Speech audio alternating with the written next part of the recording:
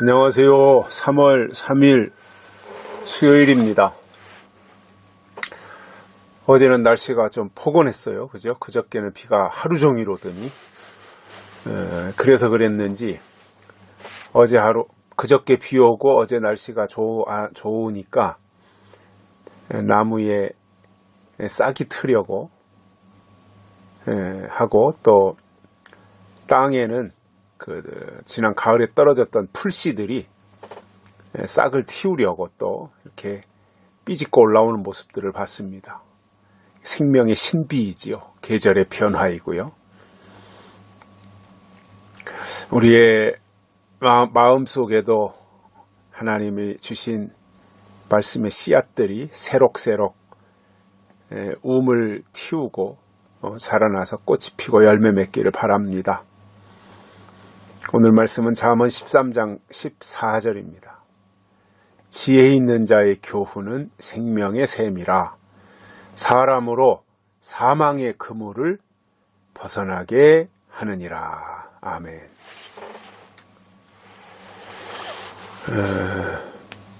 지혜로운 자가 있고 또 지혜로운 자의 교훈이 있습니다. 성경에 보면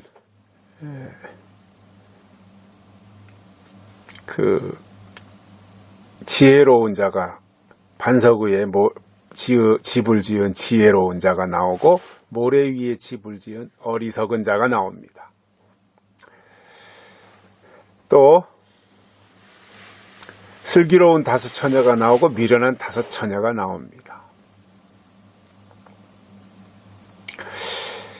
이러한 모습, 이러한 내용들을 보면서 우리가 어떤 쪽에 서야 되는가 하는 생각들을 해볼 필요가 있죠.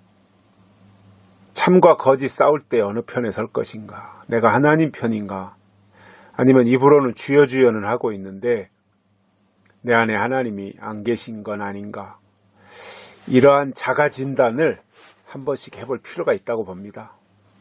특히 계절이 바뀌고 때가 바뀔 때는요, 내가 과연 하나님의 온전하신 뜻에 속해 있는가, 아니면 말은 내가 그럴듯하게 하는데 전혀 하나님과 동떨어진 생활을 하고 있지 않은가, 이런 부분들에 대한 자기 점검은 꼭 필요한 일이라고 봅니다.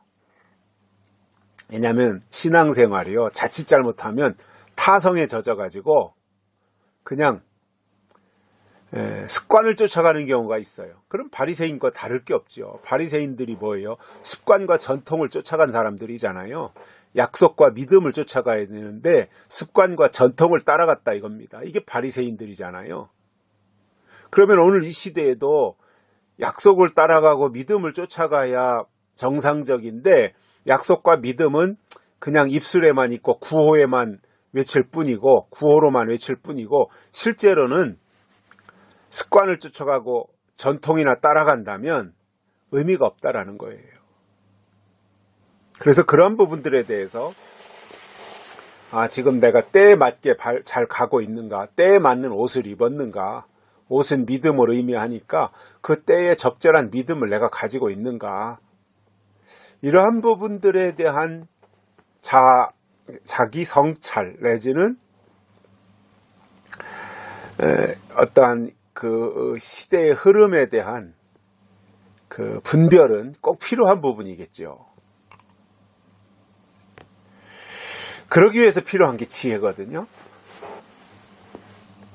그러면 여기에서 지혜 있는 자의 교훈은 생명의 샘이라 그랬어요.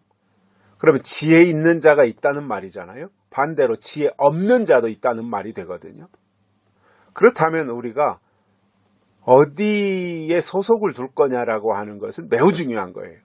지혜 있는 자에게 속할 것이냐, 지혜 없는 자에게 속할 것이냐라는 건데, 그러면 지혜 있는 자와 지혜 없는 자의 차이가 뭐예요? 여러 가지가 있지만 그 중에 가장 중요한 것은 저는 그렇게 생각해요. 지혜 있는 자와 지혜 없는 자의 차이가 뭐냐? 때를 아느냐, 때를 모르느냐, 그 차이입니다. 지혜 있는 자는 하나님의 때를 알아요. 왜냐? 그게 지혜니까요. 근데 지혜 없는 자는 하나님의 때를 알 수 없어요. 지혜가 없으니까 때를 모르는 거예요. 어린아이 수준이 된다는 거지요. 그래서 우리가 똑같이 교회 생활을 하면서 교훈을 받고 설교를 통해서 여러 가지 내용들을 듣고 하는데, 단순히 교회 가서 예배 참석하고 설교를 듣는 게 중요한 것이 아니라, 안 하는 것보단 나았겠지만 그냥 그렇게 습관적으로 듣는 게 중요한 것이 아니라 지혜 있는 자의 교훈을 들어야 돼요. 한마디를 듣더라도. 지혜 없는 자의 가르침을 100마디 1000마디 듣는 것보다 지혜 있는 자의 교훈을 한마디라도 듣는 것이 훨씬 더 이롭다는 겁니다.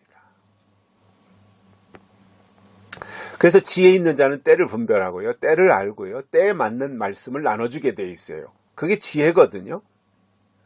그래서 다니엘도 지혜의 글에 대해서 설명을 했지만, 사실상 하나님의 사람들이 한결같이 다 지혜의 사람들이었다고 하는 것은 결국 하나님의 영 또는 하나님의 신을 그들에게 보내셔서 그것으로 지혜를 삼아서 본인들도 하나님의 뜻대로 살았고 다른 사람들에게도 그러한 것을 증거한 내용들을 볼 수 있습니다. 그래서 지혜 있는 자의 교훈을 받으면 그것은 생명의 샘이 된다는 겁니다. 물 안 마시고 살 수 없잖아요. 그죠? 물 안 마시면 금세 몸 안에 문제가 생기잖아요. 혈액이 탁해진다든가, 또 심장에 이상이 생기고 폐에 문제가 생기고, 이게 다 수분을 공급하지 않으면, 몸 안에 물이 공급되지 않으면 생기는 문제들이에요. 관절도 아프다 그래요. 정상적으로 물을 공급하지 않으면 관절도 무리가 생긴다는 거예요. 혈액순환 당장 문제가 생기고요. 혈액순환이 문제가 생기면 심장에 문제가 생기잖아요. 또 호흡하는 데 있어서도 이 호흡을 주관하는 것들이 이제 폐인데, 이 폐 안에서도 이게 다 수분과 혈액과 이런 것들이 관여를 해야만 정상적으로 건강을 유지할 수 있는 거잖아요. 그러니까 지혜 있는 자의 교훈이 생명의 샘과 같다 이겁니다. 가장 중요한 것이죠. 생명의 샘. 그래서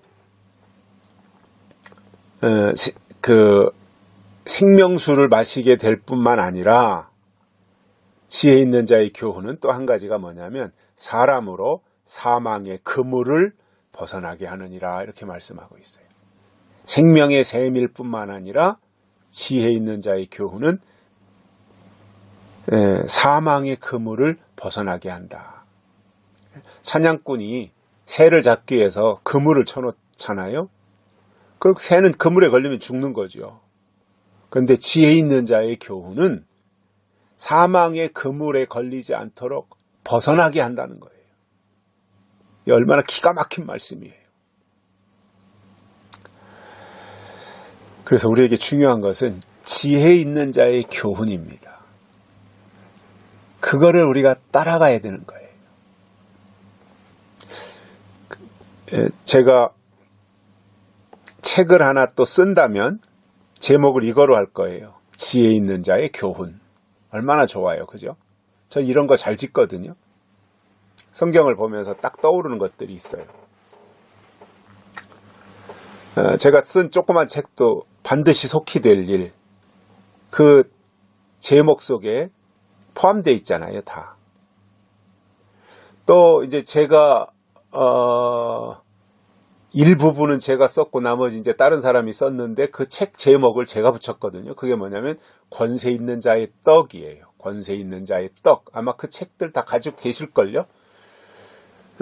오래전 책인데 제가 굉장히 그때 바쁠 때라 그 책을 일일이 다 쓸 시간이 없어가지고 제안을 했어요. 내가.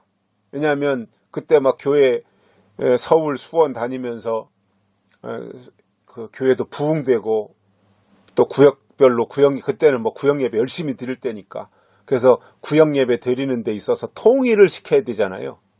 그래서 이렇게 해보자 그래가지고 제안을 해서 그때 서울에도 여러 구역이 있었고 또 수원에도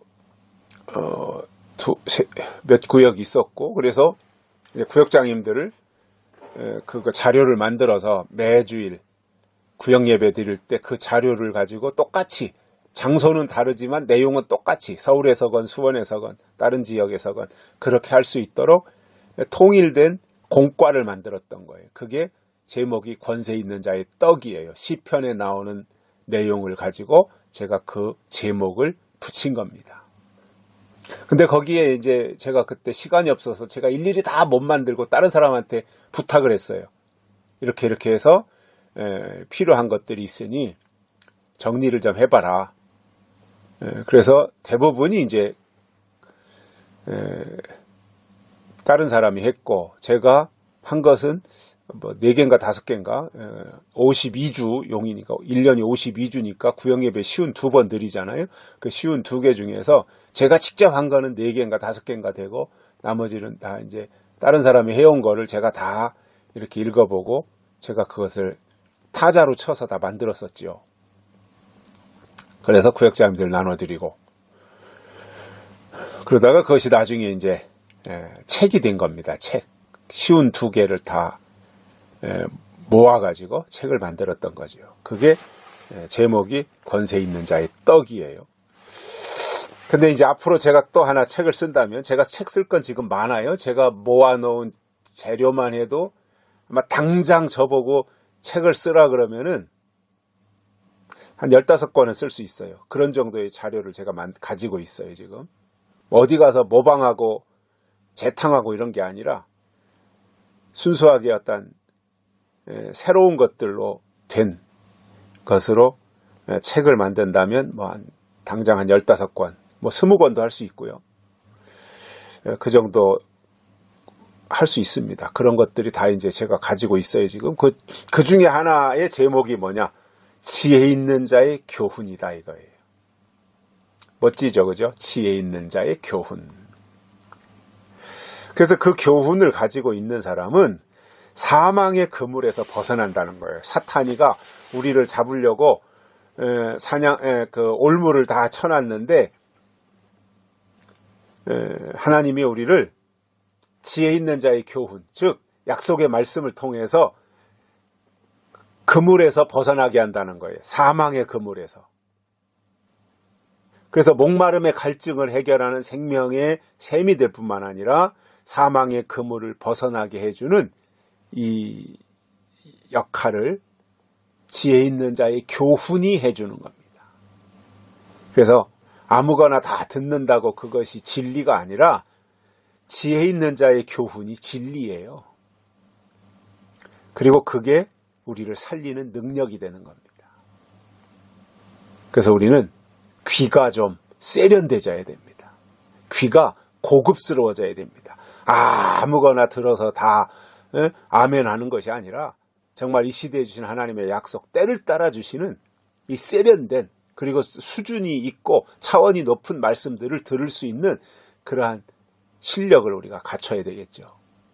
그래야 지혜 있는 자의 교훈을 얻을 수가 있기 때문입니다. 여기까지 하겠습니다. 감사합니다.